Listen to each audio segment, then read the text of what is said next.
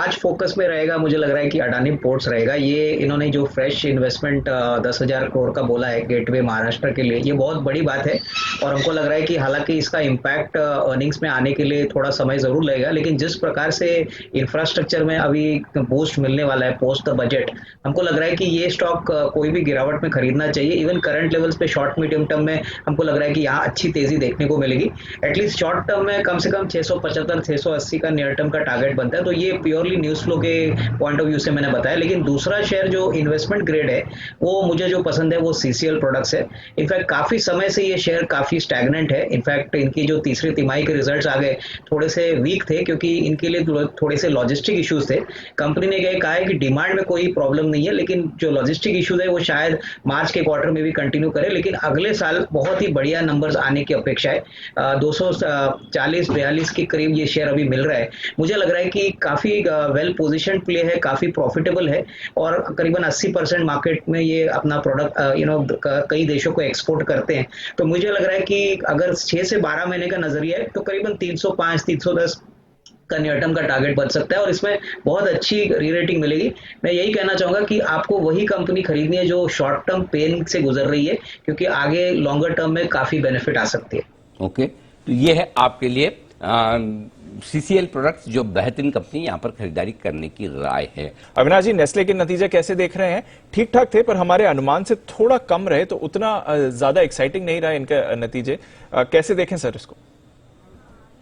मुझे लग रहा है कि दीपांशु नंबर्स तो काफी अच्छे थे, लेकिन ओवरऑल मार्केट्स के एक्सपेक्टेशन से थोड़े कमजोर थे। और मुझे लग रहा है यही एक कारण है कि हो सकता है कि शॉर्ट टू मीडियम टर्म में थोड़ा सा स्टॉक शायद वीकनेस दिखा देगा।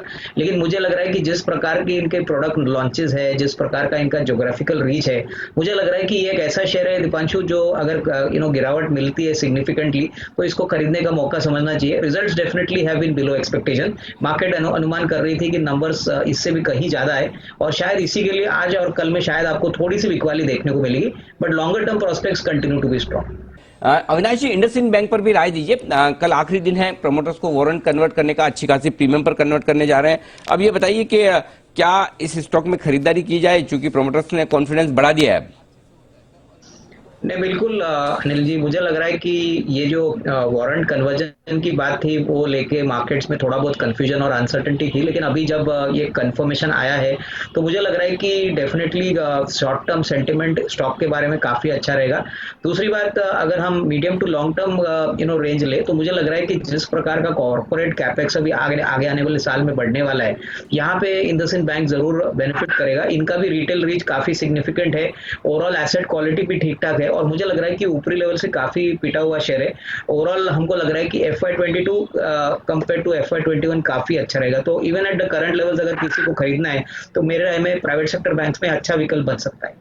ओके, तो ये है आपके लिए इंडसइंड बैंक, यहां पर खरीदारी करने की राय है, और मजबूत ये स्टॉक आज भी रह सकता है, एक्शन में पूरा रहने की पूरी संभावना है। जरा अविनाश जी, इस पे आप राय दीजिए। गोदरेज एग्रोवेट, तो प्रमोटर खरीदे जा रहे हैं, किसी ने ऐसा ना होगा 100% होल्डिंग इनके पास हो जाए, मुझे ऐसा लग रहा है। अच्छा, लेकिन उसके बावजूद शेयर चलता नहीं है, ये कब चलेगा sir? In fact Anil ji, Godrej Agrovet animal health care में काफी बड़ा प्लेयर है, और मैं समझता हूं कि जो एनिमल हेल्थ केयर बिजनेस है यहाँ पे आगे चल के मुझे लग रहा है अच्छी ग्रोथ पोटेंशियल है। ऑफकोर्स ये प्रमोटर्स खरीद रहे हैं तो एक अच्छा एडिशनल सेंटिमेंटल बूस्टर है, क्योंकि प्रमोटर खुद का पैसा लगा रहा है। बट मुझे लग रहा है कि इसको कम से कम एक आध क्वार्टर देना चाहिए। आने वाला साल दैट इज FY22 में हमको लग रहा है कि अच्छी खासी ग्रोथ होगी, क्योंकि पोल्ट्री और एनिमल हेल्थ केयर में इनका काफी बड़ा सिग्निफिकेंस है। और सबसे बड़ी बात, ये धंधा हमको लग रहा है कि सेकुलर ग्रोथ दिखाएगा। इनफैक्ट इस सेक्टर में सीक्वेंट साइंटिफिक जो कंपनी है वो भी एनिमल हेल्थ केयर में बहुत अच्छे कर रही है। तो मुझे लग रहा है कि यहाँ पे गोदरेज एग्रोवेट का भी डेफिनेटली टाइम आएगा। करीबन 3 से 6 महीने का इंतजार के बाद इसमें डेफिनेटली अच्छी तेजी देखने का पॉसिबिलिटी। ओके, ये है आपके लिए गोदरेज एग्रोवेट पर राय। इनफैक्ट दीपांशु, पावर स्पेस में टाटा पावर काफी अट्रैक्टिव लग रहा है, क्योंकि टैरिफ को लेके काफी डिस्कशन हो रहा है कि यहाँ पे कहीं ना कहीं गवर्नमेंट इनको थोड़ा सा और टैरिफ बढ़ाने की सुविधा देगी। लेकिन जो सबसे बड़ा ट्रिगर टाटा पावर में है वो इलेक्ट्रिक व्हीकल रिलेटेड है। ये जो चार्जिंग इंफ्रास्ट्रक्चर होता है वहाँ पे इनका काफी इन्वेस्टमेंट गया है, और आने वाले साल में होपफुली पूरी मुंबई में ये चार्जिंग स्टेशन लगाने की बात कर रहे हैं। तो मुझे लग रहा है कि कहीं ना कहीं मार्केट ये अनुमान लगा रहा है कि इलेक्ट्रिक व्हीकल्स के लिए जो चार्जिंग इंफ्रास्ट्रक्चर है वो भी काफी इंपॉर्टेंट है, और वहां पे काफी पैसा इन्होंने ऑलरेडी इन्वेस्ट किया है। तो ये एक अच्छा विकल्प हो सकता है जिनको कम से कम साल 1.5 साल पोजीशन लेनी है। मुझे लग रहा है कि ये एक सरप्राइज पैकेट हो सकता है जहाँ पे ईवी को लेके यहाँ पे बहुत पॉजिटिविटी आएगी, और ऑब्वियसली जब रेवेन्यूज इन इंफ्रास्ट्रक्चर से बिजनेस से आएगा तभी मार्केट्स को डेफिनेटली इसका रेवेन्यू पोटेंशियल भी पता चलेगा। तो मेरे ख्याल से अगर करंट लेवल्स पे या थोड़ी गिरावट पे भी अगर टाटा पावर मिलता है तो डेफिनेटली इसको खरीदना चाहिए। ओके, तो टाटा पावर गिरावट पर मिले तो खरीदारी करके चलें। वैसे स्टॉक आपको बढ़िया फोकस में दिख रहा है और दमदार तेजी का माहौल इसमें बना हुआ है पिछले कुछ दिनों से।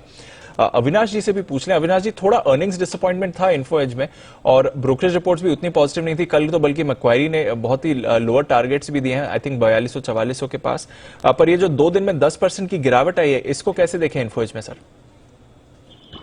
मुझे लग रहा है कि दीपांशु, नंबर्स तो डेफिनेटली थोड़े से कमजोर थे, और मुझे लग रहा है कि स्टॉक काफी सिग्निफिकेंटली पहले भाग चुका था। तो ये जो करेक्शन हम देख रहे हैं वो मेरे ख्याल से थोड़ा सा अर्निंग्स डिसअपॉइंटमेंट के कारण हो रहा है। लॉन्गर टर्म में मैनेजमेंट ने कहा है कि ओवरऑल जैसे इकोनॉमी ओपन अप होगी जॉब मार्केट इंप्रूव होगा, प्लस जोमेटो के आईपीओ के लिए भी उन्होंने कहा है कि थोड़ा समय लगेगा। बट ओवरऑल मुझे लग रहा है कि ये जो गिरावट हुई है, अगर किसी को मीडियम टू लॉन्ग टर्म निवेश करना है तो मुझे लग रहा है कि एक बार स्टॉक सेटल होता है तो यहाँ पे एक्यूमुलेट करना चाहिए। मुझे लग रहा है कि एक ऐसा स्टॉक है जहाँ पे ये काफी नए बिजनेसेस को नर्चर करता है, और ये डेफिनेटली इनका मोनोपोलिस्टिक होल्ड है।